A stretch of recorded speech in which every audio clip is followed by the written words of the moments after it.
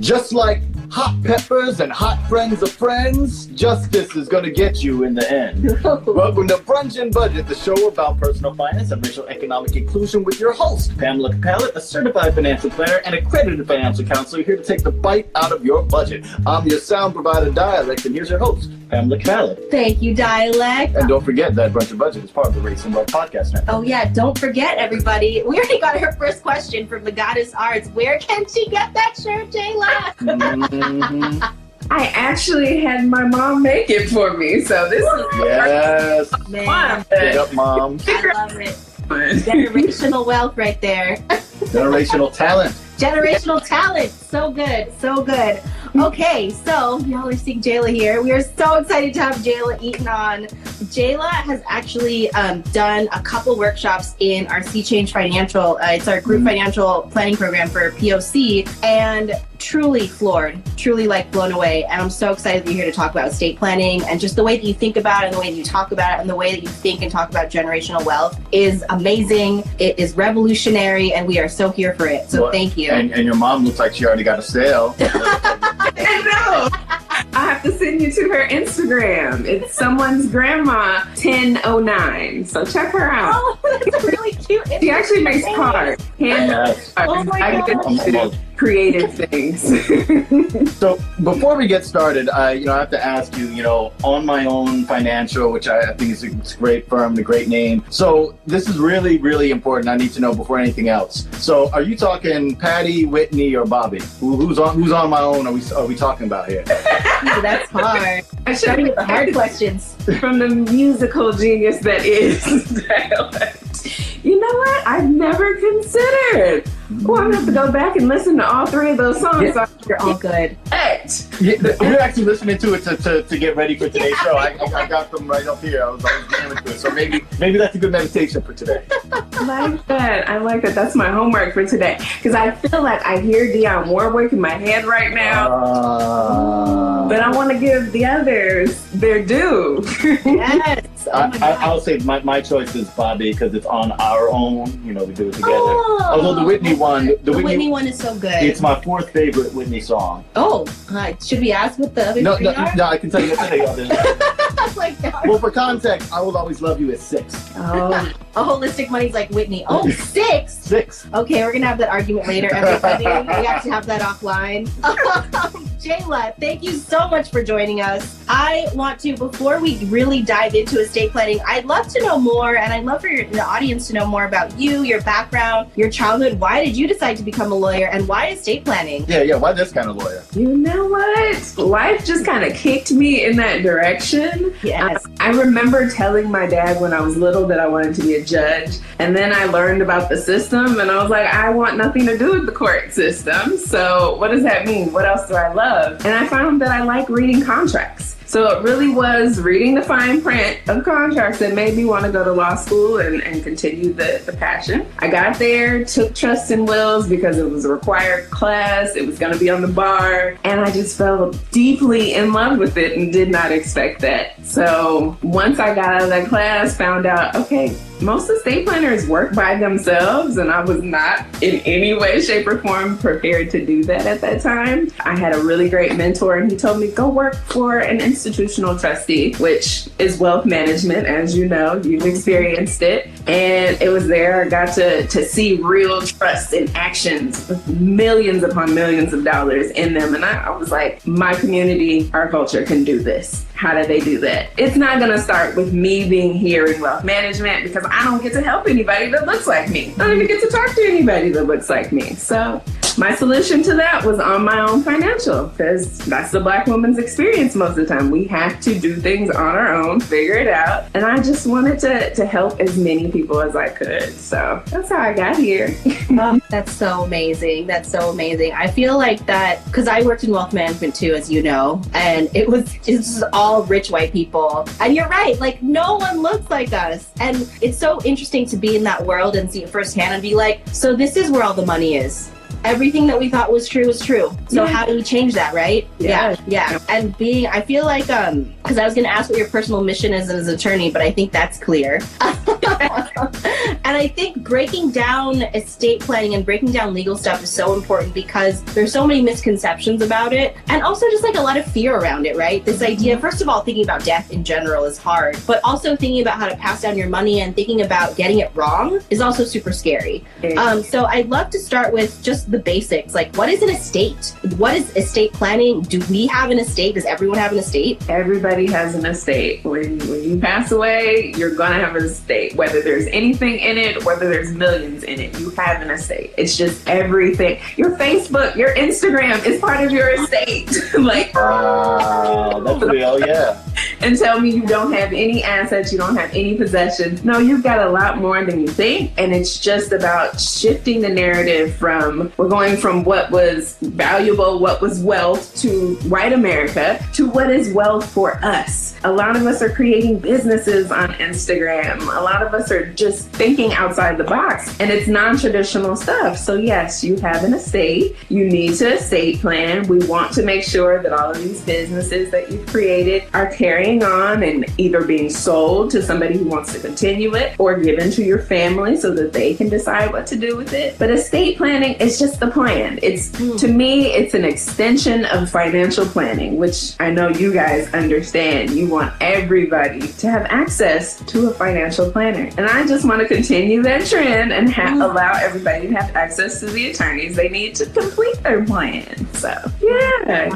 Yeah, no, you blew me away with that one because I was about to make a joke about like, oh yeah, can you put my lights in a trust or something like that? But then you were like, nah, this is where people generate a lot of their intellectual property and a lot of the stuff that they have that is the entity of their business lives there. So how do we start protecting that? Is there anything we can do now? Is that something you can put in a will? Like, my Facebook profile goes to XYZ, or my intellectual property. I think I heard about people at least saying like what's supposed to happen to your page, like if it gets turned into a tribute page or deleted. I know that people have talked about that. Wow. So many people are passing away and the companies don't know what to do with them. And the companies don't know whether we should allow the families to have access to these profiles and continue them on. So they've just tried to figure out, okay, what can we do to honor them but not get in the way of the probate proceedings? And yeah, it's a lot. But what you can do to protect yourself, and what I've been advising a lot of my clients to do right now, is create a letter to your family or whoever you want or think is going to be in charge. Even if you're not gone, do it. If you're out of the country and you just can't handle something, do it to let everybody know this is how to run my life. Like, it's just a letter. These are all my passwords. This is the bills that I have, because your family ends up becoming a private eye when you're not around. Like, nobody knows my Netflix password. Well, that's a lie. Like, fine. know my password. But nobody knows that I have what my gas company bill number is. And that's something you have to turn off if I'm not here. Right. Your Facebook passwords, just the obscure things that your family really has to find out. You're not going to see on a credit report. Write it all down. Give them a list. Let them know, this is my life. This is what it takes to run it. This is my bills. Turn them off. Keep them going. Just a letter.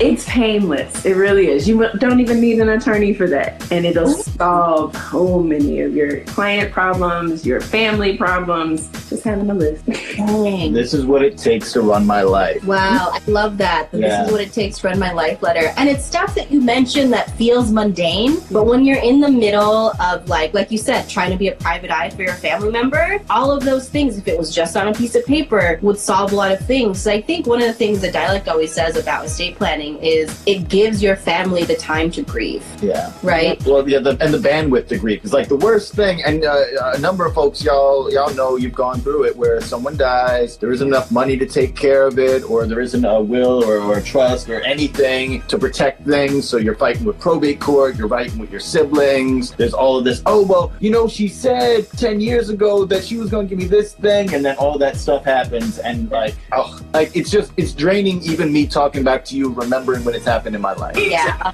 exactly. Yeah, a mess. Jennifer's a mess. Yeah. Yep, exactly. It is. People don't understand. There are people in California probate court that have been there for 20 years. The beneficiaries are 80 years old and they're still ongoing litigation. They have not gotten the property left to them by their great aunt. And it's like, for what? Why? Why are we in probate court? Because we didn't do 4 simple documents that could have saved you this time, hassle, and trouble. And we didn't get the education that we needed to avoid this, to know you can avoid this situation. Like, I actually have a client right now who's fighting in New York. Like, she's in California, but her uncle died in New York, and they're having to figure out his life from, state away. Like, and just having a list, it's a lot of, well, he said he was leaving me this. We're not sure if he had a will. They had to hire an attorney who's acting as their private eye investigator. It's a mess. Do your family a favor. Talk about money. Talk about your life. Talk about what you want, plan, and then write it down.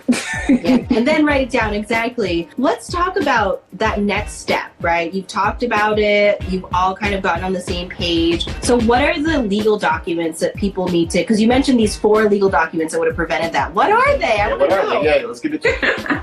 So I always advise people to have a full estate plan, and as you see, it's growing. The letter of instruction is now becoming one of mine that I'm adding. But essentially, you want to have a financial power of attorney, which I tell everybody that's good right now. If you don't want to expose yourself to Rona and go to a bank or buy a house, you can send somebody else or have them act on your behalf. So a financial power of attorney is a great thing to have during life. It's only good while you're alive, so don't be trying to wait till you're on your deathbed. Then having your advance directive or healthcare power of attorney, which kind of works the same way as the financial power of attorney. You're giving somebody access to make decisions on your behalf. I have a lot of very sad cases where that would have saved them. Having this healthcare power of attorney would have saved them having to go to probate court or get a conservator over the person who no longer can make their healthcare decisions, which takes time and courts and yeah. While someone's in the hospital, to have to also go to the court to be like, hey, I want to be able to direct what's going on with them in the hospital.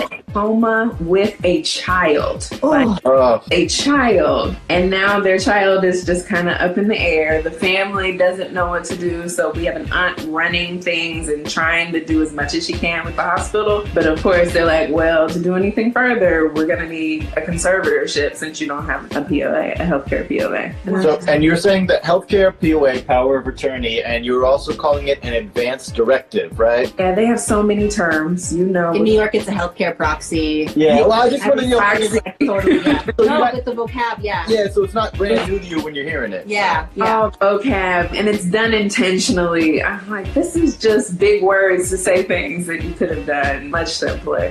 Power of attorney, advance directive, proxy, all of that would help you decide, do I even want to be in a coma? Like, is that something that I just want to have my family over here grieving day after day, not knowing what's going to happen? Or do I just want to go and donate my body to science? I've had a lot of my clients decide to do that, and it's been quite interesting that the places they find, and very amazing. That's another show. Yeah. Oh, that's so real. So we have the financial power of attorney, which allows someone to handle financial matters on your behalf. And does that happen right away? Like, as soon as you sign it, they can go to your bank account and be like, hey, I'm the POA. That's what's weird. Most people don't understand, dealing with an attorney, you have all control. Like, when you're dealing with the legal Zooms and the form places, you may not get to decide when it's active. With me, you can decide when my child turns 10, that's when my financial power of attorney activates for this person, or it's active the minute that you sign it. So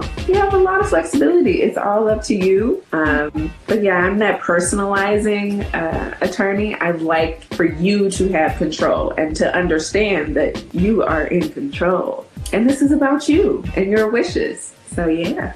I love that. I love that. So financial power of attorney, you get to decide. Healthcare power of attorney or healthcare proxy or advance directive is for making healthcare decisions on your behalf. I know that you can usually Google like the state and the healthcare proxy and just get a free form, right? Yeah. Is that something you recommend? Is that something where it's better to go to an attorney for that? Most of the time, I recommend that if you're trying to do just one, like you have Kaiser. A lot of people have Kaiser. Kaiser has a form for that. If you want to just fill that out, that is wonderful. Best thing you can do is get it looked at by an attorney, but as long as you end up in Kaiser, then you're good. But if an ambulance takes you somewhere else, then you might want a power of attorney, a healthcare proxy that's good anywhere that you can just give to your proxy and then they can bring it and we're not going to have to fight. This one says it's Kaiser's form and you're at Mount St. Mary's. Look, I have power anywhere I am. Got you. Yeah. Because in New York State, I know they have a blanket one for like every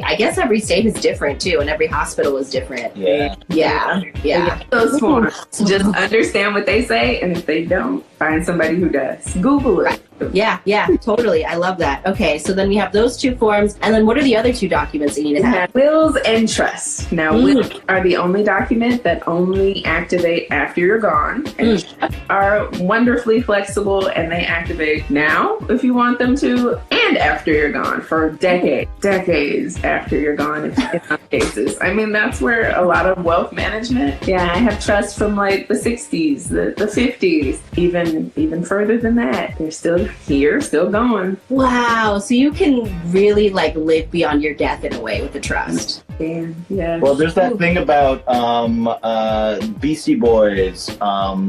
MCA passed some years ago, and I know he had something in there saying that he couldn't have his music licensed at all. There was no permission, and that's something that's going to live in perpetuity. Yeah. It's like you can't make a commercial. You can put it in a movie maybe or things like that. He was like, I never want it to be used to sell a product ever. 1,000 years from now, it can't happen. That's amazing. Controlling your legacy. He was serious about it, and he put it that's for real. Like, that's real control of your legacy. And, it's one of those tough things. It's like a lot of us don't have control of our legacy. And you see that, especially with Black folks, when you look at, like, the biggest famousest cats. And when they're gone, the ways that people have been able to twist and turn. I mean, looking at that list, we had an IG post the other day about 7-8 famous people who died without a will. And it was like Prince, Aretha, Michael, right? We're the top 3. I get my feelings hurt every time I look at lists like that because just think of Martin Luther King. I mean, that was the one in my head, right? Oh my And his God. legacy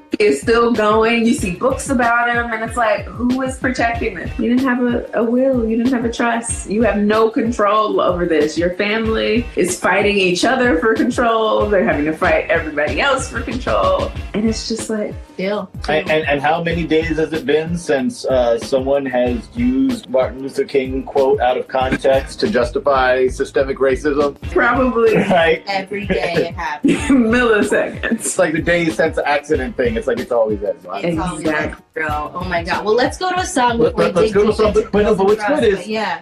When you work with an attorney, you can put this together and have it done all at once. My third favorite Whitney Houston song. All in one. No, I'm no Whitney at all. No, you're not. That's okay. You don't have to be. We're going to play some indie music again. When the podcast comes out, you're going to hear it. We're just going to talk and do our thing. But we're going to Los Angeles, California for a dope song from actually 9 years ago from an artist named Sound Effects. It's called When I Die.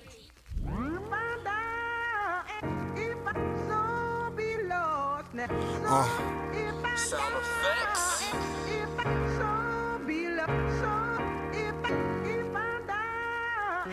What if? What if? What if? What if you die today? Scared question, I know. Imagine just the ashes of you sitting on a mantle. Pictures of you hanging, your family members start weeping. They hope you walk through the door, and that's why the long faces. If I was the one responsible for all the black attire, I would hope good words got said about me. Let me know you liked me. Don't make those arrangements yet, I'm too young for 'em. But still I'm curious on my funeral, who would show up for it? Maybe the girl I've been crushing on since the sandbox, or even better, the first girl who had my lips locked. But if they couldn't make it, then I see how it is. I thought these girls were down, I know they're not gonna use their pogo sticks. And where my niggas at, we all call each other brothers. Would you be in attendance or say we weren't really related? See, this is where my mind been lately. Topic a bit crazy, so much for playing it safely. On top of that, my little sister started dating. Now I gotta make sure hands stay in their appropriate places. Lord, don't take me now, I gotta see who she ends up with. And maybe one day she'll give me a niece and nephew. So much is brought into our lives, most of it's a blessing. And my 5-year-old cousin already knows what he likes playing. He got an iPod, but I ain't on his playlist. Wait till he grows up and he realizes I'm famous. On some Hollywood Walk of Fame star shit. Hate wearing shades, but without them I would be blinded. Cause McFly will tell you, the camera flash is bright. And if you ain't a bad bitch, then you don't need to see my eyes. Speaking of bad ones, I'm in a relationship with one. Some girls that at my door saying being single is way more fun. Decisions, I can't blow it. Gotta fuck with you girls later, I'm probably being recorded. 4 years and we still going strong. My girl wants to go to med school, I'm looking like a pooch hall. And since I'm in the game, I need my ring size, cause we gon' do a lot of winning around here, keep the banner high. Don't pick out my gravesite, don't dig the hole yet. I still gotta let the world know I am important. To my ex-co-workers, how much are y'all making now? It probably don't compare to what I can do in a couple hours. To my target manager who fired me from morning shift, tell me how my face is looking next to new releases. See, I gotta stick around so I can rub it in. Jaws gonna drop my classmates, see who they just graduated with. My parents birthed one of those, I knew he was special kids. Don't take my life, people just found out I was made for this. So where the crown at? It says one size fits all. Others have worn it and like their career fell off. I don't never say enough, so this ain't too long. Remember me while I'm still here before I'm long gone. I don't never say enough, so this ain't too long. Remember me while I'm still here before I'm long gone. Yeah.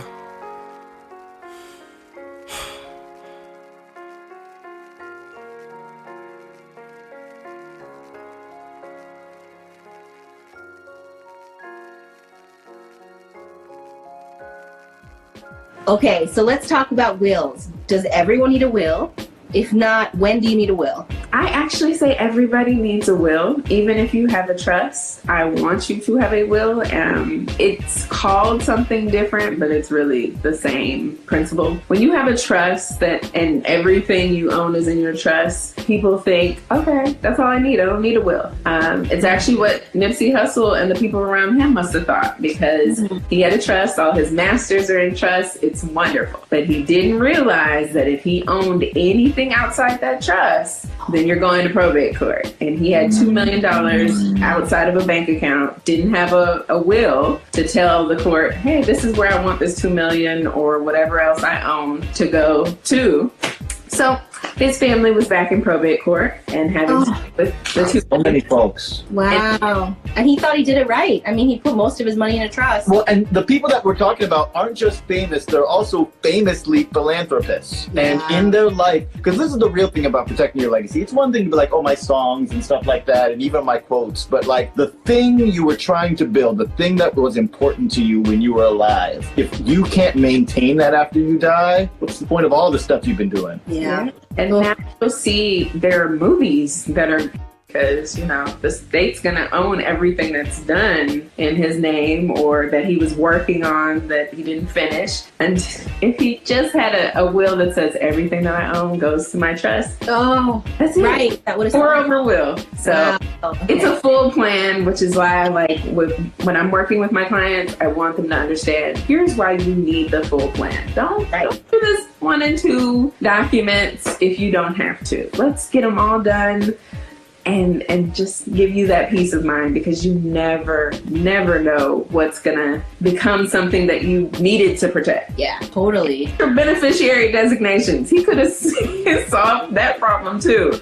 The bank, if it would have had another account owner or a beneficiary designation, would have been at probate. Well, let's go into that. Yeah, I want to get into that now. Because one of the questions that I have is, what about if you're single, no dependents, the only asset you might have is like a 401k at work, or like an IRA, or like your bank account that has some savings in it. Do you need a will then? Do you need a trust? You do, because life is unpredictable. Now, everybody always assumes this person that I'm putting on my beneficiary designation, they're one, gonna want the money, and two, they're actually gonna be alive. So if they're not alive, if they decide, I don't even want this money, pass it on to somebody else, and you didn't designate them another person, use that second, then it's going back to probate. So it's I didn't know that. Wow. We're playing chess. Like, estate planning is playing chess. You understand with financial plans, you got to strategize. Yeah, estate planning is even worse, because sometimes you don't know what assets are going to be there. You don't know who's going to be alive, who's going to be there, like who's going to decide,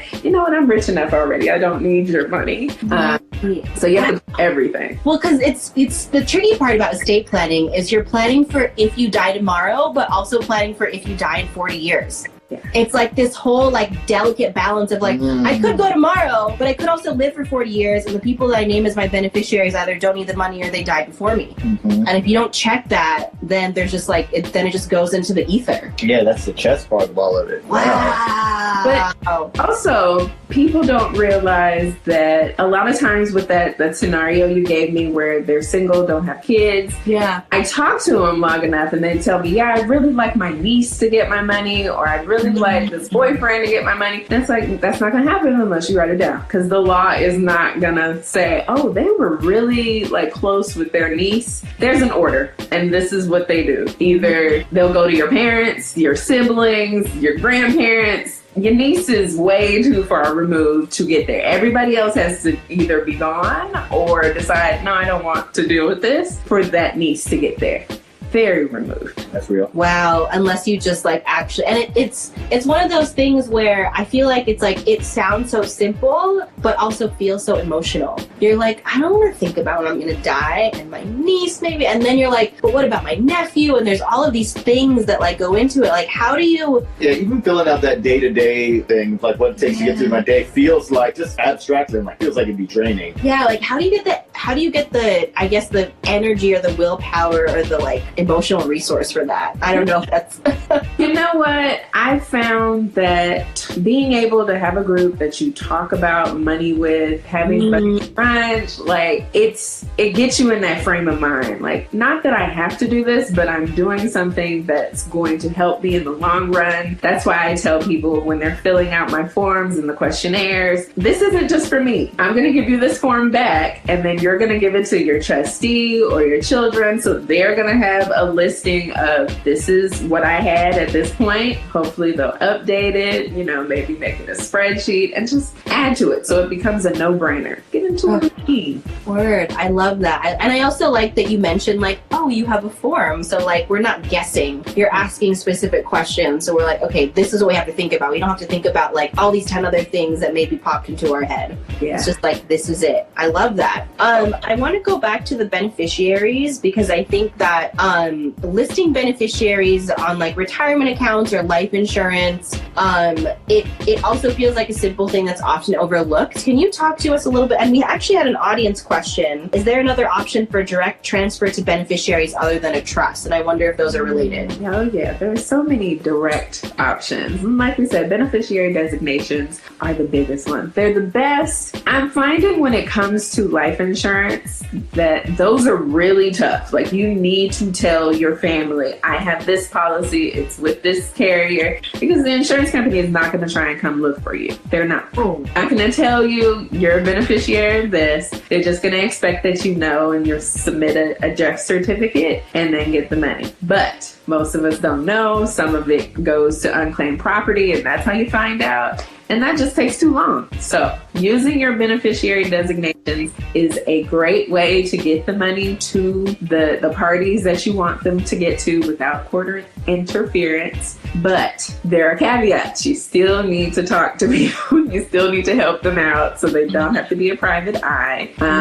Wills are technically a way to give money directly. If if it wasn't for the court interference, then, and in California, they've tried to make it a little easier to give money. If you have less than $150,000 estate when you pass away in California, your executor can do a small estate affidavit, which means they kind of bypass the court and they handle everything. And by wills, it just means whoever you write down, they're getting that money directly. Now, if that's a minor, I mean, you're gonna have another impediment, but that's gonna be the minor's problem, kind of. Yeah. Ooh. Okay. Wow. That was okay. So basically, no secret life insurance policies, anyone. Tell people when you have a life insurance policy and they're listed. Don't hide that shit. Well, no, that's funny. Like, you're joking I and didn't all. even think about that. Like, oh, why would the insurance company look for the beneficiary? Well, not only did you not think about it, but like think about every movie that you've seen that talks about it all. It's always a surprise. It's everyone gather around at this mansion while you see a video diary of the guy going, ha ha ha, I left stuff to you. You had no idea, did you?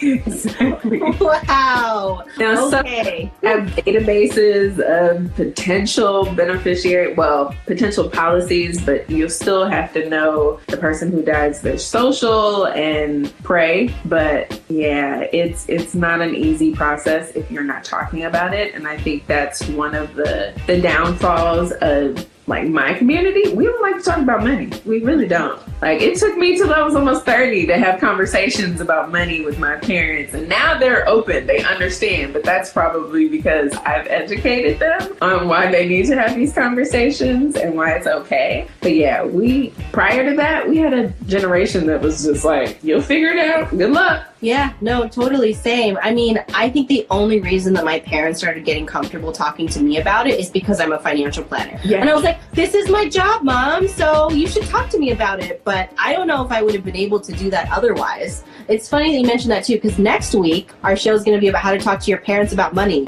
And that is some hard shit. Yeah. We're going to dig more into it, but like, talk to your parents, talk to your friends, talk to your community about money. I don't know if we say this explicitly enough, because we do it a lot when we talk to the youth, but like, we really need to talk about money in all of its aspects. We need to talk about estate planning. We need to talk about our salaries, talk about our wealth. We need to talk about our spending and saving habits. And I know it's uncomfortable and I know it's embarrassing and all that stuff, but we will be able to get through it if we start to know what we're talking about. And also, who told us we're supposed to feel embarrassed by it? Who told us that it's supposed to be embarrassing or we should feel shame about it, right? People that want to keep it out of our hands. Exactly. Of course, you got it. And that's what I spend a lot of time on my page telling people.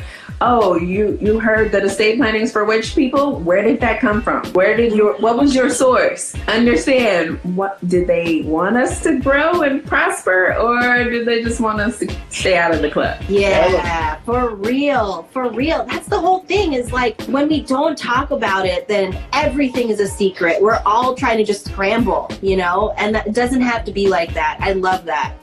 So going back to the beneficiaries, we have life insurance. You can list a beneficiary, and a beneficiary, what does that mean exactly? Like, what happens when you list a beneficiary? Does it go through the court system? Like, how do you get the money if you're a beneficiary? So I like to think of beneficiary designations as you're creating a trust with that bank or insurance company, because you're saying, I'm leaving this money to you, third party, that, well, actually, I have an agreement with you, insurance company, that you're going to give this money to a third party. And that's essentially what a trust is. I'm giving my money or assets to a trustee, and then they're going to give it out to another beneficiary, to another person. Now, sometimes that person is you may make you a beneficiary of your trust, but for the most part, with your insurance proceeds, with your bank accounts, you normally make that a friend, family member, or whoever. And now they have to go up against the person you agreed with, the banks. Oh, no, our beneficiary. Yes.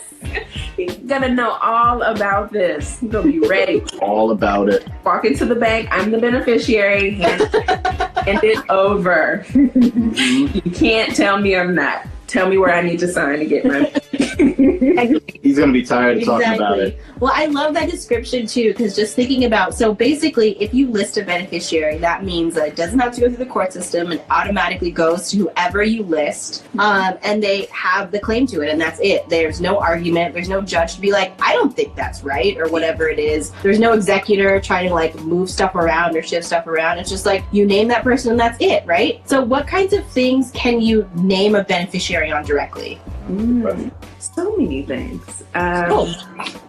All your bank accounts, every one of them should have a beneficiary designation. Oh, word. Okay. And that's a lot of times where we start in the estate planning process. People finally get up the courage to talk to an attorney. They come to me and they're like, wait, you're not going to charge me? You're not just going to instantly try and sell me? I'm like, no, I'm going to give you what you can do by yourself right now to make sure that you are fully covered. And estate planning with me starts with beneficiary designations, because most people have bank accounts. Most people, for the most part, have had an insurance policy, and it's all about updating those. It's all about making sure the beneficiary, you can change your mind. You're allowed to not get mad.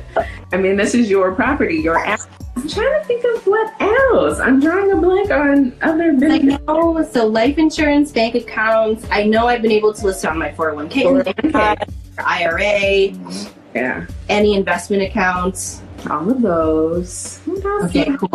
Oh, and so that means that like, so I'm just trying to think about like logistically, if I list a beneficiary and then that person says no, what does my will have to say? Oh. Yeah. Most of the time your will will have it's called a residue section, where if you're giving out specific gifts, they'll get their money first, but everybody who you list in this residue section gets the remainder. And so most of the time the courts will use that. The sentence you normally see is the remainder goes to my spouse. So I may have given away $50,000 above that, but whatever comes into the will after that, to my estate after that, spouse automatically gets.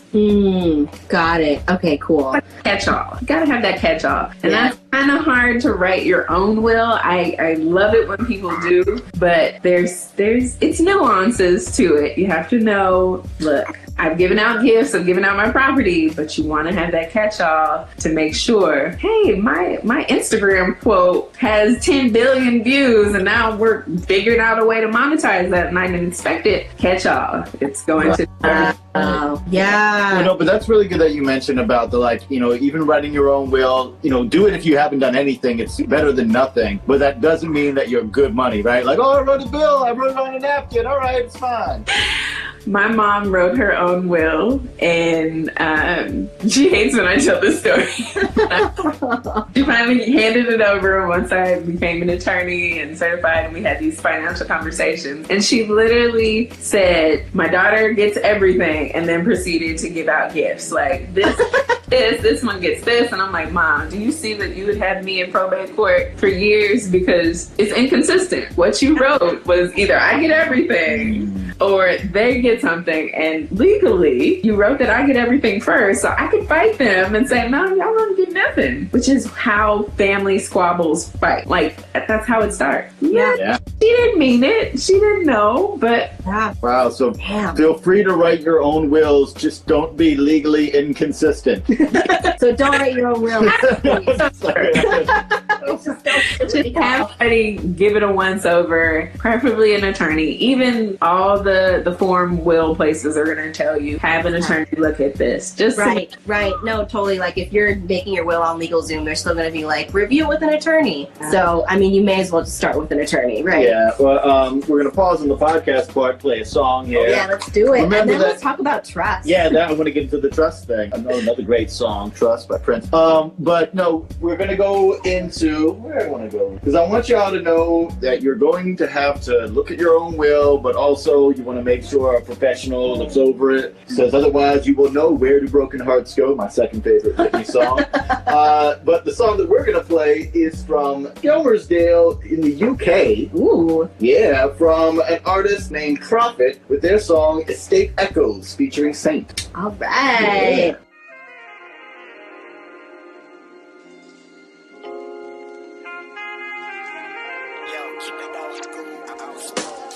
I walk hard, cold stairs, cause I've been scarred. Count to the state life, trust me, it's been hard. Staring out the window, another night, another police car. I just wanna wake up in a place where there's no harm. I walk hard, cold stairs, cause I've been scarred. Count to the state life, trust me, it's been hard. Staring out the window, another night, another police car. I just wanna wake up in a place where there's no harm. I see the pain through the window, I see through the pain like a window. Like everybody's hating, it's the rundown and struggling in some sort of limbo. Sitting carrying the trouble burden, raised by a single parent. Same excuses every time, only it's a different person. Same scars, different eyes, the same finger, different version that I made. And the exaggerated bubble where they claim that they walk on water, really though it's muddy puddles. Cold stairs, dark clothes, hard walk, some cut knuckles, empty cupboards, digi scales. They're trying to make a butty, we say the same things daily. It's just another gaff getting raided on the same estate. Strangely enough, I've had about enough. We don't make enough money to be saving it up to even think about bailing here. Back to the jailer here, the way of life, the council estate fear.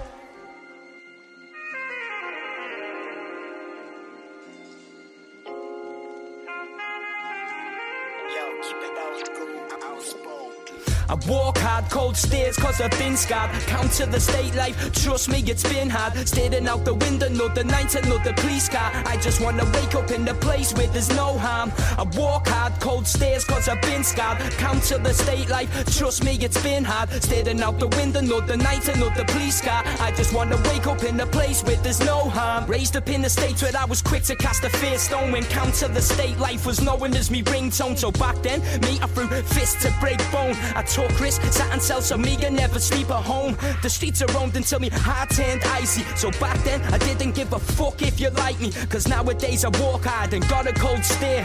Stared in me eyes, see me past lad, it's still there. It's sitting there dormant. Consider this a warning. Never peace on the streets, so police are always swarming. The shit that I've been through, never was I into. Scarred in this brain of mine, but this is not the issue. So the pain it reflects through the pain of the glass. See me measured up people by the struggle of the past. Sick of looking out me window, seeing busy's running past another police car. Kids scarred, now I want a dash gone.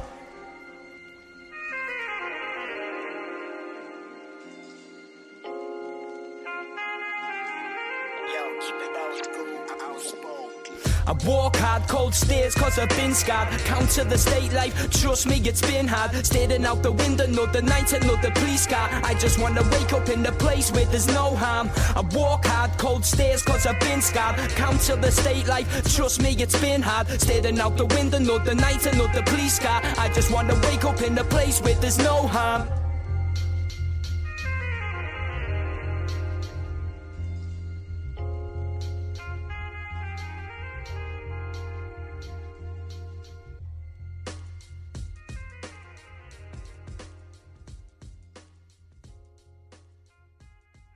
Okay, so trust. This is like the big question. Trust. Let's talk about trust and trust, I guess. Like, what is a trust? When do you need a trust?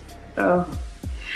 Well, if you're trying to avoid the state court by any means, you want to have a trust because, Okay. you know, even having a will means you're going to the probate court. Will means you're definitely going to probate court, or at least your family is. But to try and avoid those fees, because I tell everybody who's shocked and appalled by it, in California, we have statutory fees for attorneys in probate. So when people look at me and say, oh my God, it's expensive to estate plan, I'm like, it's even more expensive to go to probate because they're going to get 4% of your assets. No matter what? Even if they only do one document, an attorney only does one document. What? Which is why in the Prince situation, like, only the attorneys and the consultants in the court are getting paid. They get statutory fees. And then they get extraordinary fees. So, yeah, it's very Dang. And 4% of $200 million is a lot of money. Prince, you had a song called Trust. be much more in Minnesota. But yes, 4% minimum. Now that it goes up. The piranha, man. That is not okay. So definitely in California, you should have a trust. I mean, it sounds like too, because I know also that wills are public record, right? So anyone can read your will. So yeah, so what does that mean? Like, so anyone can read your will unless... And why is that? Why can anyone read your will? That seems so private. I mean, court is a public domain. Everything that goes into the court, they want you to have access, transparency. There are very few cases where they actually seal the records, and most of the time it has to do with minors. But yeah, everything else, public. Wow, okay. Yeah. Trust, you don't have to file your trust. It allows for privacy, one, because you don't have to go to probate court. It's only if you end up fighting and submitting your document, your trust to probate court, that it'll ever be published. But for the most part, they don't publish them. You can see that with Kobe Bryant's trust. Had one small issue and had to go to probate court to get the court to decide on whether his newest daughter is going to be part of the trust because they didn't update their trust. But then which is why you got to be best friends with your estate planner. Like one signature, one modification, and she wouldn't have had. I think she's one now, but it potentially cut her out of $200 million. Wow. And I think that was an audience question. Do you have to name your child specifically? You don't if you have like everything to my children. Okay. Or my grandchildren. You can be real general to make sure that people that are born after the execution of your document are captured in that. It's a little more dicey for people who are born after you pass away. Oh, right. Right. But I mean, they can still be taken care of if you have a good attorney and they know what they're doing. Right. Yeah. The audience question was, I just gave birth to my first child a few days ago. If I set up a trust for him, can I include a provision for future heirs to also be beneficiaries of the trust? Or do any future heirs have to be specifically named in the trust upon birth? So it sounds like yes-ish, but also you should update your will or update your trust every time you have a kid. Just do it. Great. We can start with yes to my children, but especially if you're not going to update, which you should be updating at least once a year, 2 years max, because what a lot of people don't understand is it's not just you changing your mind. You have to deal with tax issues. Estate planning and estate taxes are a huge issue on most, people's minds when it comes to their candidate. And we have a lot of legislation that's been passed in the last few years that have changed trust taxation. Yeah. It's like business. Wow. I know. You guys getting into it. Well, What's your question? Well, he wanted to call out what Sunflower Curls was saying. He was trying to enunciate about. Wait, is it public after I die or as soon as it's made? Yeah, talking about the will. I thought that was a great question. Yeah, is the will public after you die or as soon as it's made? It's public after it goes to probate court. Okay. Okay. Got you. So once it goes through the court system, it's public record. Whew, so messy. So messy. Okay, so let's say you make this trust. You're like, okay, great. I have a trust. I'm good, right? What do you do with the trust? Right. What do I do with it now? It's there. Find it. Like the will is just like, here's some direction. But I know that with trust, you have to take an extra step with all this stuff. Because you were saying with Nipsey Hussle, he had most of his stuff in a trust, but there was stuff not in a trust. You have to put stuff in a trust? Yes, you do. If he wanted that bank account, for example, in the trust, and not to have to go through the will to get to the trust, he would have had to title it in the name of the trust, which he came from Nipsey Hussle's bank account, a single man, to Nipsey Hussle as trustee, because we're assuming he was trustee while he was alive, of the Marathon Trust, whatever he called his trust. And that would be the name of the bank account so that you can match it and say this is controlled by the trust agreement already. Same goes for your house. If you want your house to be in trust, you end up having to change the deed. A lot of people have to go through their mortgage servicers, their lenders, to make sure that that's okay, which it normally is, because I think most states have passed a law that says you can't stop them from doing it. But they put their house into their revocable trust. My child used to call unicorns rainbow corns, and I kind of fell in love with that. So rainbow corn trust. Trust. If I did that, Name or trust. then my house would technically be listed instead of Jala Eaton, it would say Jala Eaton as trustee of the Rainbow Corn Trust. That's what my deed to my house would say. That's super cool because one, you're protecting your home at death, but also mortgages are public record, like that kind of stuff. And people can just like look up deeds and look up mortgages and find out who owns your home. And if you have it in a trust, then the trust owns your home. So if someone looks it up, they're not going to know it's you. Exactly. And that's you can awesome. Privacy foam to some degree. Not having my name on the trust is an intentional thing. It's like, yeah, who's going to know who owns the Rainbow Corn Trust? I might not be the trustee forever. So, Right. Wow. Well, that's how a lot of when people talk about like people with huge money and how a lot of that stuff gets pushed around without anybody knowing, even though it's all supposed to be public. This is how those things happen. Not to get too into the weeds of that, because that's a whole next story. No, too. for sure. I also want to go into this other audience question. How do you know when you should use a trust instead of a will? Does it depend on the amount of assets? And how is the will taxed in probate court? It depends on you. It also depends on if you're willing to take the steps to create the trust, fund the trust, versus I write and then it's over. I don't have to worry about it, because trusts are a lot of work. They take, we got to do some accounting. There are trustees' duties, so you have to treat it like it's a business. But let me see, what else with the trust? It gives you more control. So like I said, with a will, you normally give outright gifts. It's not, I'm going to hold this for you until you're 10. It's out. Whatever. That's it. It's gone. It's out of your estate. You can potentially make a trust within a will, but that's going to be governed by the probate court. So sometimes they have oversight, and that keeps them getting their fees versus separating them. And then you have a trust and you have a will. Whether the will needs to be used or not, it's up to you, because you've already funded the trust. But it really is a personal decision whether you want to use a trust. They're very flexible.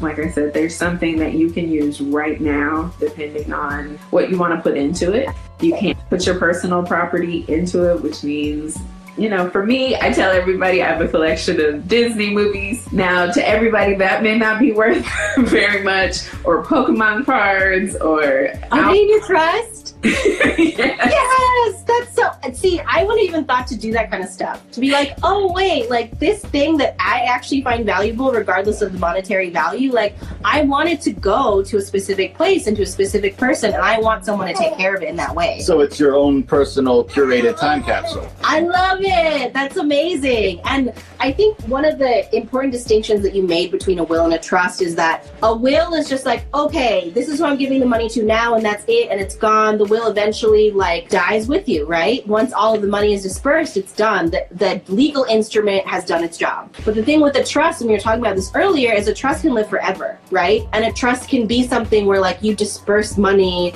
in different time periods at different intervals, and it sounds like you can be more specific about what happens to that money too. Can we talk a little bit about that and like what, because one of our posts on IG was just like, oh, you can like have a trust, like not allow your kids to touch it for certain reasons until they're a certain age. They have to spend it on certain things. So like, how granular can you get with these trusts? Spend one night in the house. Give life estates to their homes. You can't do that, dialect. Well, that one's not true.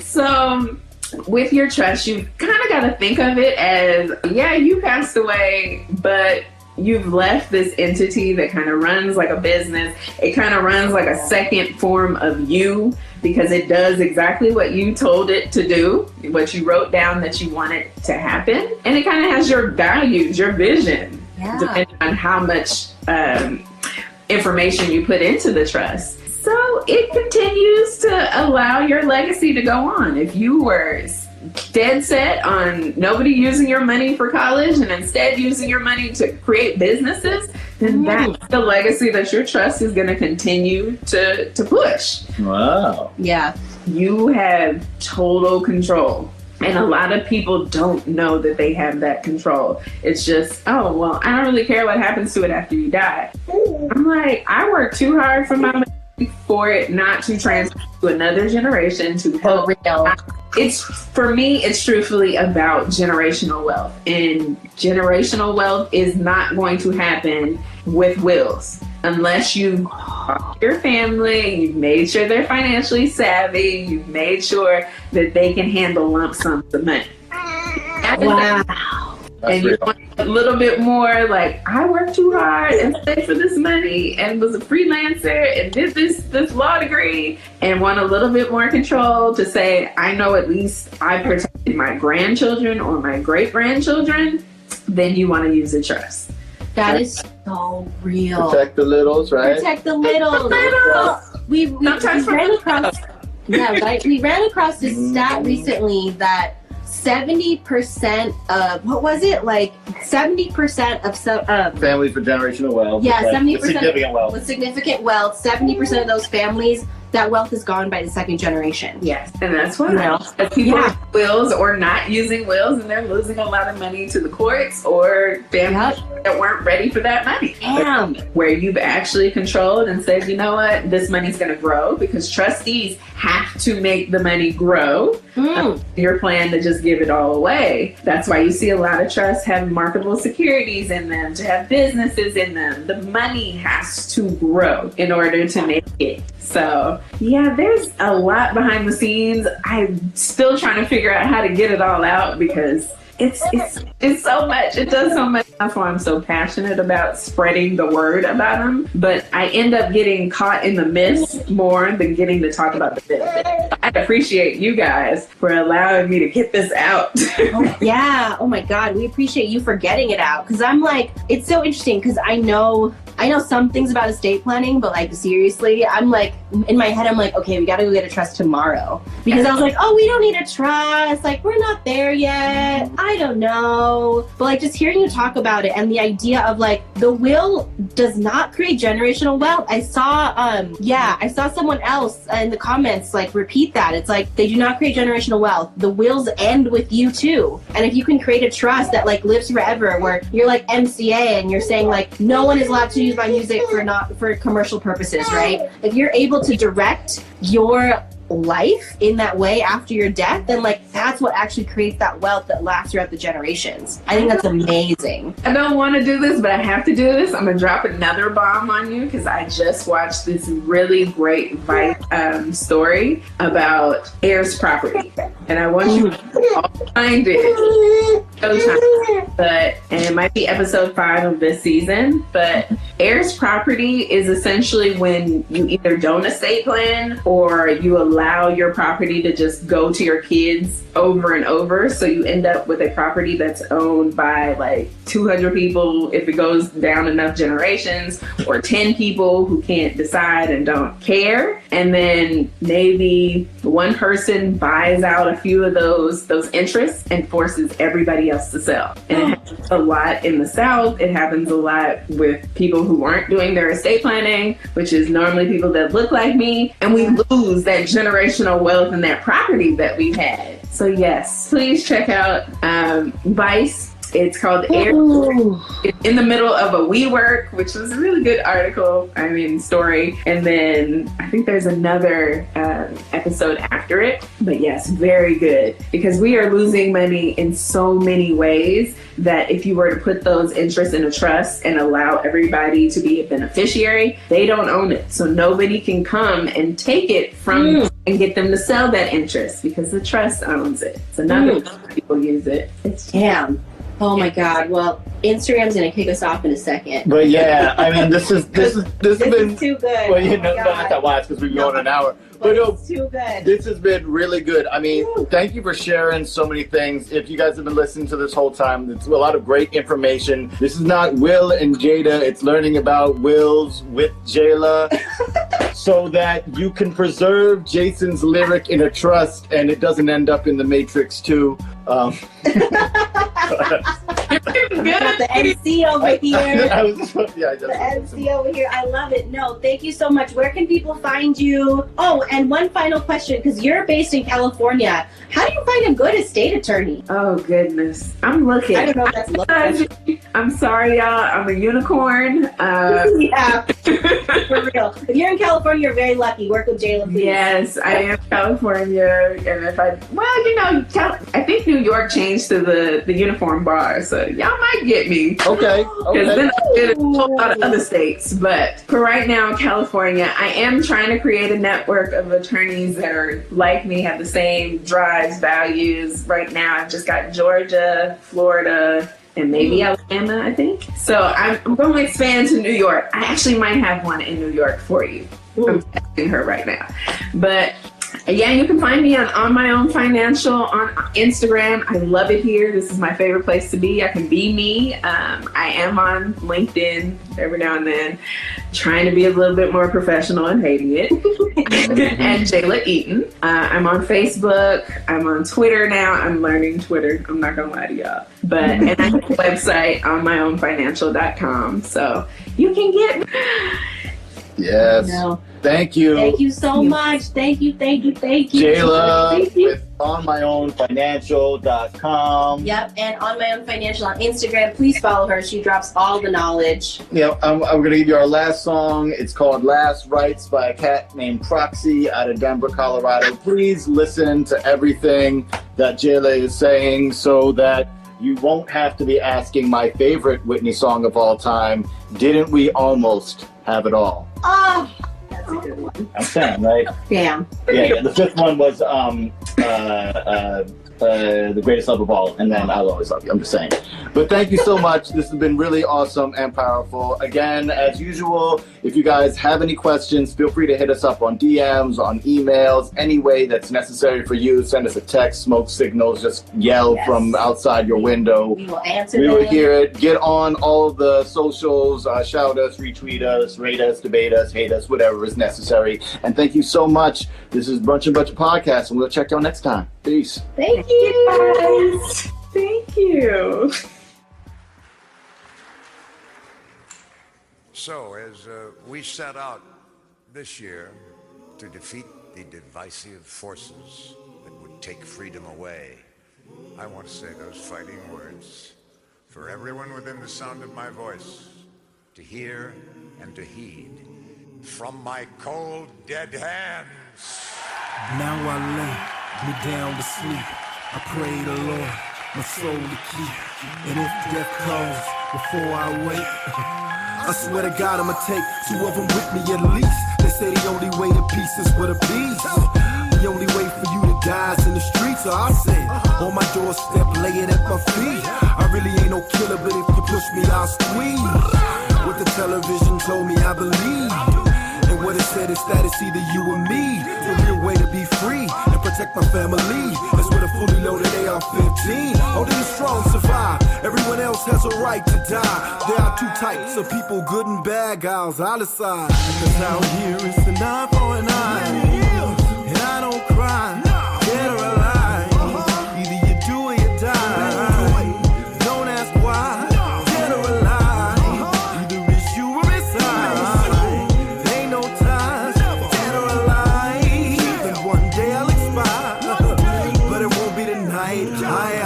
His love to guard me as I rest, protect, and lay my head on his chest. Cause to be honest, I'm scared. No lie, it's getting hella dark out here. Whole world, I don't feel below the neck, only fear. This year, the nation told me there's no love for me, just slugs for me. If I'm black, brown, I'll give up the glory to any other story. Then Nazareth, just death, It's confiscated, confess, cause he don't bless the rest. And when they said, lock him in because dark skin is sin, man, everybody said, yes, they can't help themselves. Hey, we've had some break-ins in my neighborhood, and there's a real suspicious guy. This guy looks like he's up to no good, or he's on drugs or something. Something's wrong with him. Yeah. Danger, keep them in their place. The ghetto's kinda like a crate. Scraps from the master's plate. Keep your women close, kids closer, don't ever venture late. It's like a jungle, they gon' harm you. Predisposed suppose they got a trick. You can stack your paper safe behind your white picket gate. Dark bodies test they fake. Let's build a wall, build a cage, build it. And if they ever adjudicate, they'll never escape.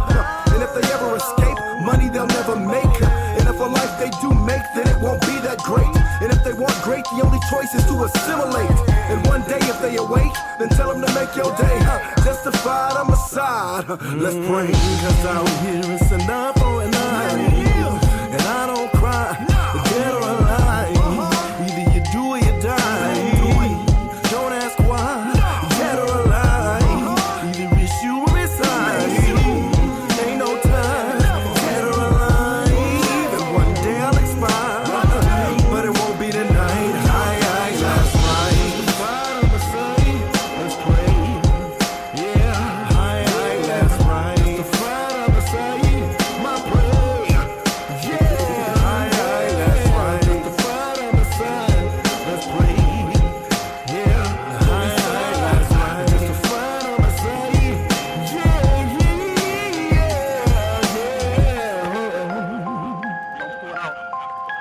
Don't put out.